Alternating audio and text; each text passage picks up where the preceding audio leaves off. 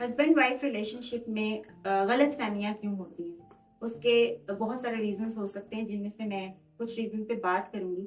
एक रीजन ये हो सकता है कि हस्बैंड वाइफ की जो जो भी उनके दरमियान गलत फहमियाँ आती हैं। सबसे पहला रीजन ये हो सकता है कि वो एक दूसरे की बात को कंप्लीट सुनते नहीं है, या तो बर वक्त बात कहते नहीं है, और अगर कहते हैं तो उनका तरीकेकार बेहतर नहीं होता। सम टाइम पार्टनर्स एक दूसरे की बात को कम्युनिकेट करने के लिए हिचकिचा रहे होते हैं कि शायद वो नाराज ना हो जाए या वो उस चीज को माइंड ना कर जाए, तो ये चीज वो सप्रेस कर देते हैं। लेकिन वो बाद में उनका इमोशनल बैगेज बन के उनका एग्रेशन की फॉर्म में नजर आता है, और जो दूसरा पार्टनर है फिर इफेक्ट होता है। सो यानी आप अगर एक दूसरे की बात को कम्प्लीटली अंडरस्टैंड भी नहीं करेंगे, कम्युनिकेट भी नहीं करेंगे, तो गलत फहमियां आपके दरमियान जरूर बनेंगी। दूसरी रीजन ये हो सकती है कि पार्टनर्स एक दूसरे के साथ डिफरेंट वैल्यू सिस्टम के साथ होते हैं, उसको वो एक्सेप्ट ही नहीं कर पा रहे होते।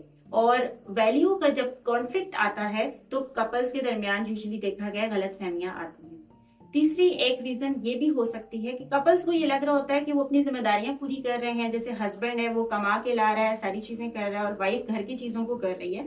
तो उन्हें ये लगता है कि हम एक दूसरे की केयर कर रहे हैं, जबकि care is not about this कि आप रिस्पॉन्सिबिलिटीज फुल कर रहे हैं। केयर इंसान की नीड ये है कि वो उसको सुना जाए, उसको समझा जाए। यानी अगर एक घर में रहते हुए कोई भी कॉन्फ्लिक्ट आया है, अगर आपने उस पर बात ही नहीं की, या बात की है तो आप उस पर रिएक्ट कर रहे हैं बजाय इसके कि आप रिस्पॉन्ड करें, यानी आप अपनी बातों को डिफेंसिव होकर ले रहे हैं, पार्टनर की चीजों को डिफेंसिव होकर ले रहे हैं, तो आपका कॉन्फ्लिक्ट या गलतफहमी जरूर बढ़ेगी। सो उसको बेहतर बनाने के लिए बहुत जरूरी है कि आप एक्टिव लिसनिंग करें।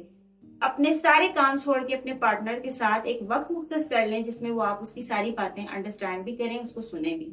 दूसरी चीज ये हो सकती है कि आप बहुत क्लियर एक दूसरे के साथ एक्सपेक्टेशंस रखें, और बहुत क्लियर चीजों को डिफाइन रखें कि क्या चीजें किस तरीके से करनी है, ताकि कोई भी कॉन्फ्लिक्टिंग सिचुएशन ना आपको फेस करनी पड़े।